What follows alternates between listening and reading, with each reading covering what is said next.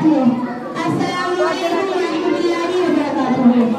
अज़ीज़ान गिरामी, आज जश्न आज़ादी के मौके पर मुझे इस उन्वान पर कुशाई करने की जसारत कर रही हूँ, वो है एक मुसलमान और आज़ादी। अज़ीज़ान गिरामी, यूं तो बातिल से वापस ताकतों की तरफ से बराबर तूफान आता रहा, फितना फसाद का सैलाब आता रहा, मगर हक परस्तों की जाबाज कौम ने उन दौर को हमेशा के लिए दुश्मनों की तरफ मोड़ दिया। आज आलमी पैमाने पर मुसलमानों की खिलाफ साजिशें हो रही हैं, इस्लाम के खिलाफ तहरीकें चल रही हैं, हर मुल्क में मुसलमानों को ज़रूरत का निशाना बनाया जा रहा है। ये तनाव हमेशा होता रहेगा, क्योंकि हक और बातिल का मारिका है, ज़िल्लत का मारिका है, तौहीद और शिर्क का मारिका है, जो ता क़यामत जारी रहेगा। ताहम आज इस कौमी यादगार के दिन, जबकि हिंदुस्तान के गोशे गोशे और खित्ते खित्ते में मुख्तलिफ तंजीमों, इदारों, स्कूलों, कॉलेजों और मदरसों में गैर मामूली धूमधाम से जश्न आज़ादी का 77वां साल जश्न मनाया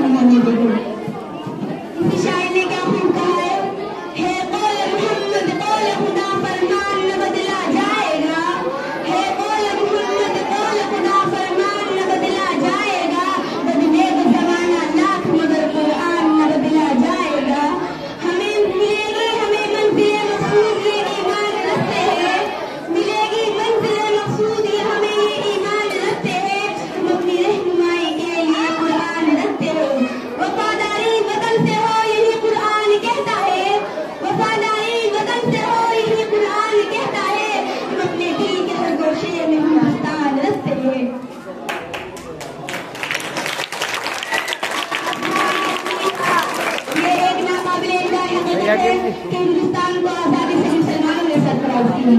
ये मुसलमानों की कुर्बानियों का नतीजा है कि आज हमारा मुल्क आजाद है और आजादी की गोल्डन जुबली मनाई जा रही है। मैं कह देना चाहती हूँ कि हिंदुस्तान के चप्पे चप्पे पर मुसलमानों का हक है। मुसलमान इस मुल्क का सच्चा वफादार है, तभी हमने जंग आजादी में अपनी जानों को कुर्बान कर दिया और इस मुल्क को आजादी की। 100 बार सवारा है हमने इस मुल्क के गैसे बरहम को, कि 100 बार सवारा है हमने इस मुल्क के गैसे बरहम को, ये अहले दिलों बतलाएंगे क्या हमने दिया है हाल को। अज़ीज़ान गिरामी, हमारा मुल्क हिंदुस्तान जमहूरियत का पासबान जिसे हम बेहद मोहब्बत करते हैं। क्यों? इसलिए कि मुल्क से मोहब्बत करना हमारा ईमान है। मुल्क से मोहब्बत करने का तरीका हमें कुरान ने सिखाया है, हमारे उसे सीखने की जरूरत नहीं है। दोस्तों, इसके बावजूद भी मुसलमानों की खिलाफ शोर की साजिश हो रही है और शोर में मुसलमानों के खिलाफ साजिश की जा रही है। हिंदुस्तान को पाकिस्तान बनाने की कोशिश में लग रही है। मैं हमारे दोस्तों हुकूमत के बात पहुंचा देना चाहती हूँ कि हिंदुस्तान के चप्पे चप्पे पर मुसलमानों का हक है कि जब तक एक करने वाला इस धरती पर रहेगा, खुदा की कसम इस मुल्क की आबरू से कोई माता लाल नहीं हो सकता। ये हमारा ईमान है। और दोस्तों, ये कि अगर किसी ने इस मुल्क की तारीख को कलम की रोशनी से लिखा है तो उन्होंने इसकी तारीख को लहू के पत्थरों से लिखा है।